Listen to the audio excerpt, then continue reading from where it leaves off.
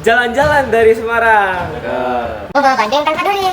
Tak kenal kata sayang, jadi izinkan kami memperkenalkan diri. Kalau melihat dari senyumanmu, kamu manis, kamu cantik. Ngomong-ngomong, nama kamu siapa? Nama saya Raimon, saya dari 12 IPS. Nama saya Evan Lim, saya dari kelas 12 IPS. Nama saya Jeremia Ganteng dari kelas 12 IPS. Nama saya Valen dari kelas 12 IPS. Di sini kita akan mempresentasikan tentang Jadi simak videonya. Baik, pertama-tama kami akan membahas terlebih dahulu apa itu kota. Menurut Peraturan Menteri Dalam Negeri Nomor 2 Tahun 1987 Pasal 1, kota merupakan pusat permukiman dan kegiatan penduduk yang memiliki batasan administrasi yang diatur dalam perundang-undangan dan permukiman yang telah memperlihatkan watak dan ciri kehidupan perkotaan. Baik, selanjutnya kami akan membahas tentang klasifikasi kota. Nah, untuk klasifikasi kota sendiri ini dibagi menjadi 6 bagian. Yang pertama yaitu kota sebagai pusat industri seperti kota Detroit dengan industri mobilnya. Yang kedua adalah kota sebagai pusat perdagangan, contohnya adalah New York. Yang ketiga adalah kota sebagai pusat pemerintahan, contohnya adalah Jakarta. Yang ketiga adalah kota sebagai pusat kebudayaan, contohnya adalah Denpasar. Yang kelima adalah kota sebagai pusat rekreasi, contohnya adalah Pangandaran. Dan yang terakhir adalah kota sebagai pusat pendidikan, contohnya yaitu Bandung.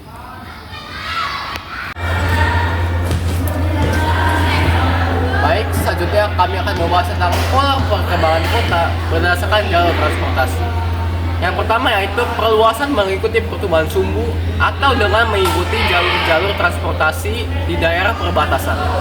Yang kedua yaitu daerah hinterland di luar kota akhirnya akan semakin berkembang dan akhirnya bergabung pada kota yang lebih besar. Yang ketiga yaitu penggabungan antara kota besar dengan kota kecil di daerah inti. Halo teman-teman. Nah, teman-teman, untuk bentuk dari kota itu sendiri itu terbagi menjadi 3 bagian. Yang pertama adalah kota berbentuk 4 persegi panjang. Untuk bentuk 4 persegi panjang sendiri seperti ini ya.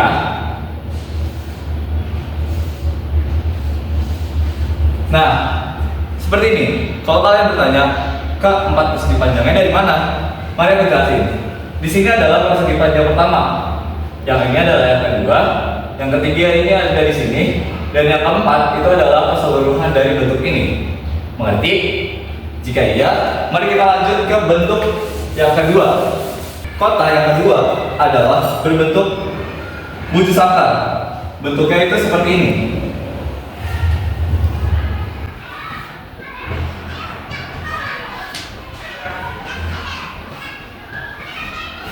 Nah, ingat teman, untuk bagian ini itu dinamakan sebagai jalur dari transportasi. Nah, untuk bagian ini sendiri atau bagian yang diarsir itu dinamakan sebagai lahan dari kota.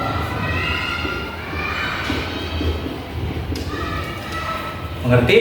Dari kota yang terakhir adalah berbentuk seperti kipas. Nah, bentuknya itu seperti ini apa? Ya, Mbak.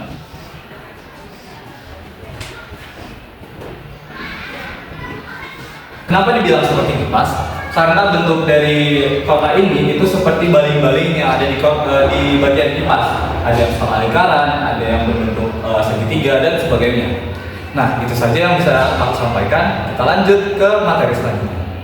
Lalu selanjutnya kita akan membahas mengenai 6 tahap membedakan kota berdasarkan pertumbuhan kota. Mari kita bedah satu persatu. Yang pertama adalah economic stage, di mana dicirikan dengan adanya komunitas masyarakat desa yang semakin maju. Lalu ada police stage, di mana ditandai dengan kondisi pasar dan beberapa kegiatan industri yang cukup besar namun masih berorientasi pada sektor pertanian. Lalu kita selanjut ke metropolis stage, di mana bentuk perkotaan sudah terlihat besar, fungsi dari perkotaan terlihat mendominasi kota-kota kecil yang berada di sekitar kota tersebut. Lalu selanjutnya adalah Trenopolis stage, di mana ketidakpedulian masyarakat terhadap segala aspek kehidupan mewarnai tingkah laku penduduknya. Lalu yang terakhir adalah Necropolis stage, di mana menunjukkan suatu kota mengalami kemunduran akibat dari sumber daya alam yang habis. Lalu selanjutnya adalah teori konsentris. Apa sih teori konsentris? Teori ini dikembangkan oleh Ernest W. Burgess yang mengatakan bahwa suatu kota akan terdiri atas zona-zona konsentris dan masing-masing zona mencerminkan tingkat penggunaan lahan yang berbeda. Teori konsentris menurut Ernest W. Burgess dibedakan menjadi beberapa faktor. Yang pertama adalah zona pusat kegiatan atau Central Business District atau sering dikenal adalah CBD yang merupakan pusat kegiatan ekonomi, sosial, dan politik. Lalu selanjutnya adalah zona peralihan atau Transition Zone yang merupakan kawasan peralihan yang di dalamnya terdapat industri, perkantoran, dan pertokoan. Lalu yang ketiga adalah zona perumahan prakerja atau Zone of Working Man Home yang dimana zona paling banyak ditempati oleh perumahan, pekerja-pekerja pabrik, dan industri. Lalu yang keempat adalah zona pemukiman yang lebih baik, dimana atau bisa dibilang adalah zone of better residence, di mana zona ini dihuni oleh penduduk berstatus ekonomi menengah sampai tinggi. Lalu yang selanjutnya adalah zona pra-pengaju atau zone of commuter, di mana di daerah pinggiran kota mulai bermunculan perkembangan pemukiman baru yang berkualitas tinggi. Contoh dari zona konsentris adalah Chicago dan Amsterdam. Sekarang kita masuk ke dalam teori-teori perkembangan kota. Yang pertama itu ada teori sektor. Teori ini tuh dikembangkan oleh Homer Hoyt pada tahun 1939. Model sektor ini merupakan hasil penelitian mengenai pola-pola sewa rumah tinggal Hoyt. Dan juga Hoyt mengatakan bahwa pajak tanah dan bangunan berbeda-beda berdasarkan sektor-sektor kota. Menurut Hoyt ini, lokasi pemukiman dan perindustrian membentuk jalur-jalur memanjang, mengikuti pola-pola jalan. Hoyt juga mengatakan bahwa kota terdiri atas beberapa tempat. Yang pertama itu ada zona pusat daerah kegiatan. Yang kedua ada zona terdapat grosir dan manufaktur. Yang ketiga zona daerah pemukiman kelas rendah yang terdapat di sekitar CMD dan perindustrian. Yang keempat ada zona pemukiman kelas menengah yang berkembang di daerah yang jauh dari pusat kota. Yang kelima juga ada zona pemukiman kelas tinggi membentuk jalur memanjang memotong pemukiman kelas ekonomi sedang. Yang kedua itu ada teori konsentral yang dikemukakan oleh Mann pada tahun 1965. Teori ini menggabungkan antara pandangan konsentris dan sektoral. Namun penekanan konsentris ini jauh lebih menonjol. Nah, ada beberapa keterangan mengenai zona ini. Yang pertama ada city center atau pusat kota. Yang kedua ada transisi zone atau zona peralihan. Yang ketiga ada untuk sektor C dan sektor D itu zona yang ditempati rumah kecil. Untuk sektor B itu zona yang ditempati oleh rumah-rumah yang berukuran lebih besar. Dan sektor A itu zona yang ditempati rumah-rumah tua yang berukuran besar.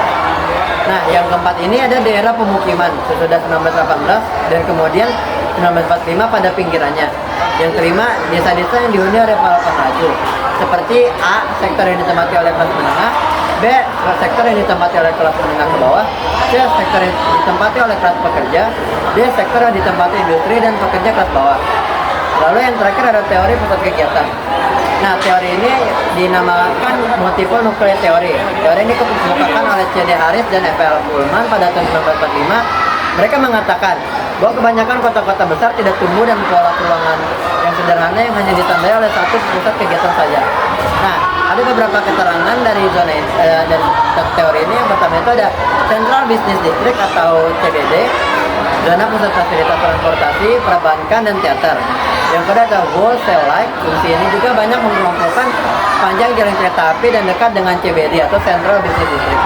Yang ketiga ada low class residential atau daerah pemukiman kelas rendah.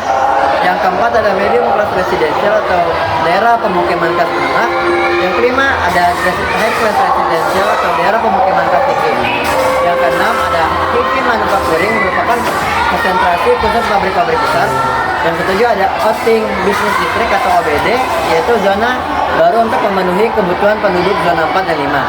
Yang ke-8 ada residential suburban atau zona tempat tinggal di daerah pinggiran. Dan terakhir yaitu industrial suburb, yaitu zona industri di daerah pinggiran.